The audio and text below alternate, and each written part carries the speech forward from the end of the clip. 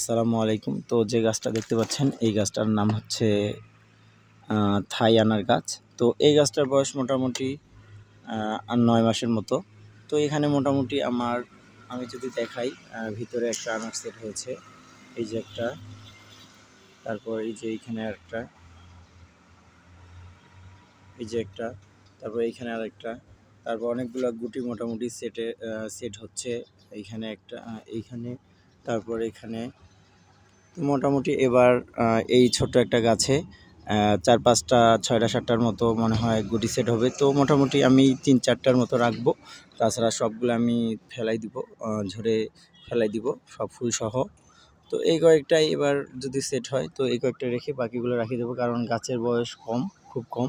তো এই জন্য বেশি রাখা যাবে না। আর আমি এটা জিও ব্যাগে রোপণ করছি, ৩৫ গ্যালন জিও ব্যাগে। তো আর এই যে দেখতে পাচ্ছেন এগুলো আমি হচ্ছে নারিকেলের খোসা আমি হচ্ছে মালচিং হিসেবে ব্যবহার করছি, কারণ হচ্ছে তাহলে তাপমাত্রাটা কম লাগে মাটিতে এবং মাটিটা একটু ময়েশ্চার ধরে রাখে, নাহলে তাড়াতাড়ি শুকিয়ে যায় রোদের কারণে। তো এটা এই জন্য আমি ব্যবহার করছি। তো সবাই ভালো থাকবেন। আসসালামু আলাইকুম।